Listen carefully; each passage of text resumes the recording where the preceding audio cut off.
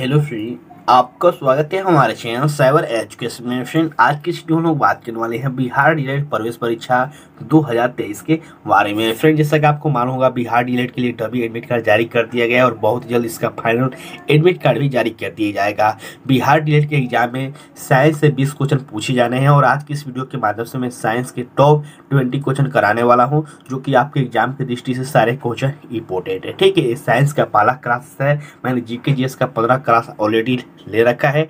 आप वीडियो के description box में दिए गए प्लेलिस्ट के लिंक पर क्लिक करके उस वीडियो को कभी भी देख सकते हैं। चलिए हम लोग इस वीडियो को स्टार्ट करते हैं। सबसे पहले इस वीडियो को दोस्तों के साथ ज़्यादा शेयर कीजिएगा। साथ ही अगर अभी तक आपने हमारे चैनल को सब्सक्राइब नहीं किया है तो चैनल को सब्सक्राइब कर लीजिए, क्योंकि यहाँ पे बिहार डीएलएड की संपूर्ण तैयारी बिल्कुल फ्री में करवाई जाती है। यहाँ से देख सकते हैं, मैंने इस क्वेश्चन के पीडीएफ को ओपन कर रखा है। तो चलिए हम लोग एक एक करके सारे क्वेश्चन को डिटेल में समझते हैं।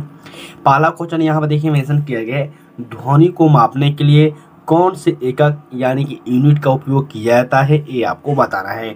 देखिए, आज की इस वीडियो के माध्यम से जितने में आपको मैं साइंस के क्वेश्चन कराने वाला हूँ, सारे क्वेश्चन इंपॉर्टेंट है और आपको मालूम है कि बिहार डीएलएड एग्जाम में आपको टोटल साइंस से 20 क्वेश्चन पूछे जाएंगे। ठीक है, और मैं 20 ही क्वेश्चन कराने वाला हूँ, तो आप वीडियो को लास्ट तक देखते रहिएगा और वीडियो समाप्त हो जाने के बाद आपको कमेंट करके बताना है कि आखिरकार आपने 20 क्वेश्चन में से कितने क्वेश्चन का राइट आंसर दिया है, ताकि आपको मालूम चल पाया कि जो आपकी साइंस की तैयारी है वो कैसी है। ठीक है, देख सकते हैं मेंशन किया गया है डेसिबल, हर्ट्ज, ओम या फिर वोल्ट। ठीक है, ध्वनि मापने के लिए किस यूनिट का उपयोग किया जाता है, तो ध्वनि मापने के लिए डेसिबल यूनिट का उपयोग किया जाता है, जो कि यहाँ से ए ऑप्शन बिल्कुल राइट आंसर हो जाएंगे इस क्वेश्चन के। ठीक है, अब देखिए यहाँ पे 3 ऑप्शन जो दिए गए हैं, इसको भी आपको समझना जरूरी है।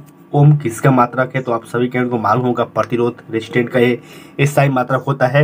वोल्ट विभवांतर का मात्रक है और जो हर्ट्ज है ये आपको आवृत्ति का मात्रक है। ठीक है, तो इन सारे ऑप्शनों को भी देखते चलिएगा, क्योंकि यहाँ से भी डायरेक्ट क्वेश्चन पूछे जाते हैं। ठीक है, नेक्स्ट क्वेश्चन यहाँ पर देखिए मेंशन किया गया, स्थिति या आकृति में हुए परिवर्तन के कारण एक वस्तु में निहित ऊर्जा को क्या कहा जाता है, ये आपको बताना है।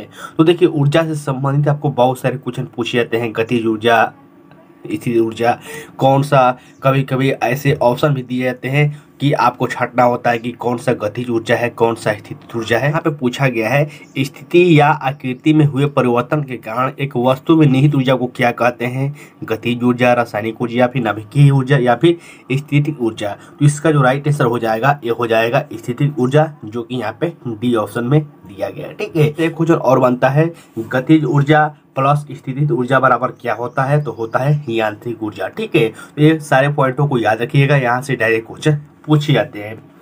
अगला क्वेश्चन देखिए मेंशन किया गया, किसी वस्तु के द्रव्यमान का मापन किसका मापन कहलाता है, ये आपको बताना है। ये क्वेश्चन बहुत ही इंपॉर्टेंट है, आपको बताना है किसी ही वस्तु के द्रव्यमान का मापन किसका मापन कहलाता है, त्वरण, संवेग, जड़त्व या फिर गति। इसका जो राइट आंसर हो जाएगा ये हो जाएगा जड़त्व, जो कि यहाँ से बी ऑप्शन बिल्कुल राइट आंसर हो जाएंगे। नेक्स्ट क्वेश्चन की ओर बढ़ते हैं। अगला क्वेश्चन देखिए मेंशन किया गया है, निम्न में से किस समीकरण द्वारा संवेग की गणना की जाती है, ये आपको बताना है। ठीक है, तो सिंपली आपको यहाँ पे देखकर संवेग बराबर हिंदी में है तो थोड़ा सा आपको डिफरेंट लग सकता है, लेकिन इसका सिंपल सा इंग्लिश में इसे हम लोग याद करते हैं, आपने भी याद किया होगा। P बराबर होता है M और V। ठीक है, P बराबर होता है MV, यानी कि संवेग बराबर मोमेंटम बराबर क्या होता है, द्रव्यमान गुणे वेग, जो कि यहाँ पे बी ऑप्शन में दिया गया है। ठीक है, इसे इंग्लिश में हम लोग कहते हैं मोमेंट बराबर, ठीक है, मास इनटू वेलोसिटी, यानी कि द्रव्यमान गुणे वेग। ठीक है, बिल्कुल इसका राइट आंसर हो जाएगा बी ऑप्शन। अगला क्वेश्चन देखिए मेंशन किया गया, निम्न में से कौन सा समान त्वरित गति का समीकरण नहीं है, यानी कि सिंपली से आपको बताना है कि कौन सा गति का समीकरण नहीं है। तो v बराबर यू प्लस टी है, बिल्कुल गति का समीकरण है। s बराबर U T plus 1/2 at square, ये भी आपको गति का समीकरण है।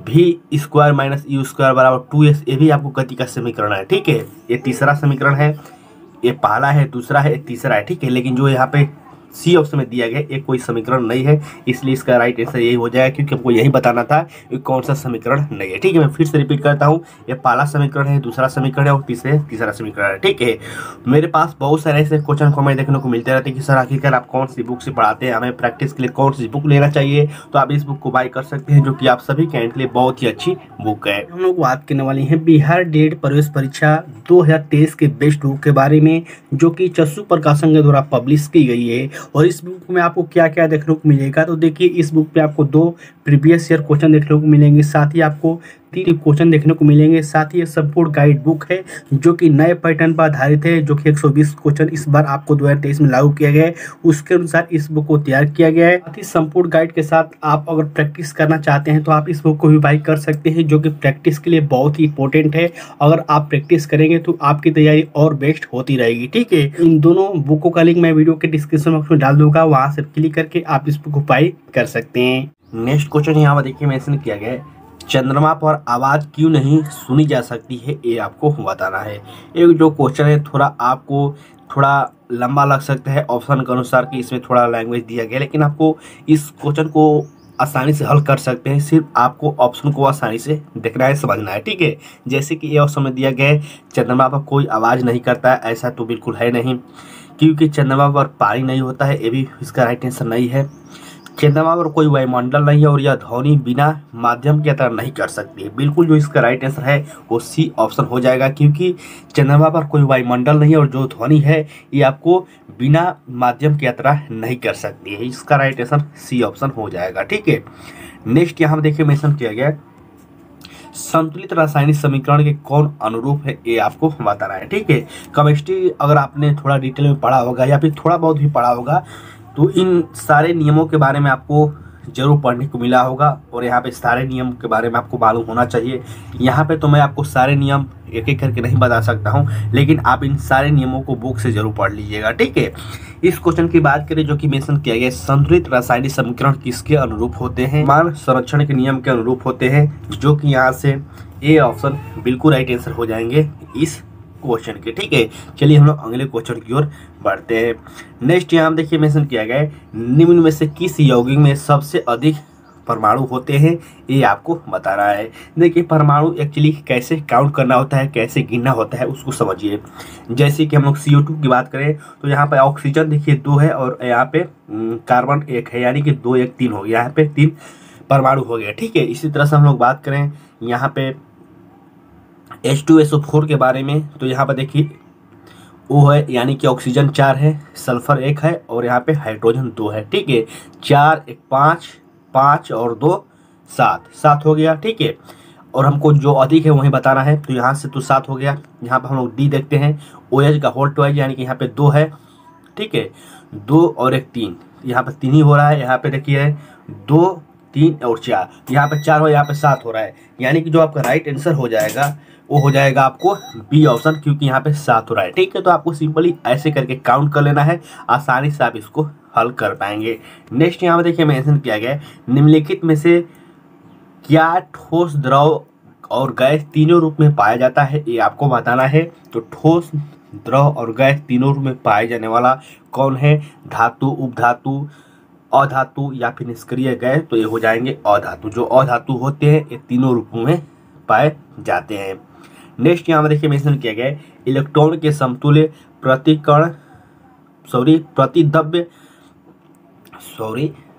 इलेक्ट्रॉन के समतुल्य प्रतिद्रव्य कणों को क्या कहा जाता है, ये आपको बताना है। इलेक्ट्रॉन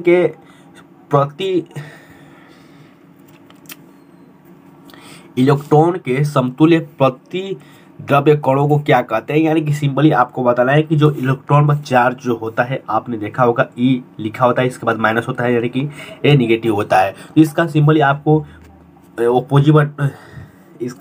आपको ऑपोजिट बताना है, यानी कि उल्टा बताना है, जो कि यहाँ से पॉजिट्रॉन, इसका राइट आंसर हो जाएगा डी ऑप्शन।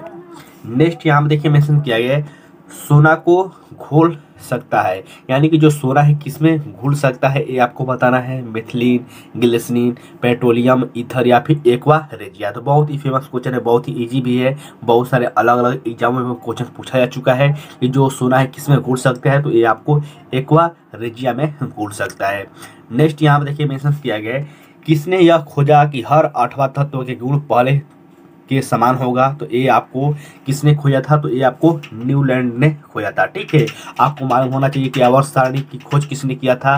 तो देखिए अगर क्वेश्चन में सिर्फ पूछा जाए कि आवर्त सारणी की खोज किसने किया था, उस समय आपको मेडली पर क्लिक करना होगा। जब आपको पूछा जाएगा कि आधुनिक आवर्त सारणी की खोज किसने किया था, उस समय आपको मोस्टली पर क्लिक करना होगा। ठीक है, और जो डोमिनल था एक त्रिक नियम दिया था। ठीक है, इन सारे आवर्त सारणी के नियमों को भी आपको याद होना चाहिए, क्योंकि यहाँ से भी डायरेक्ट क्वेश्चन पूछ जाते हैं।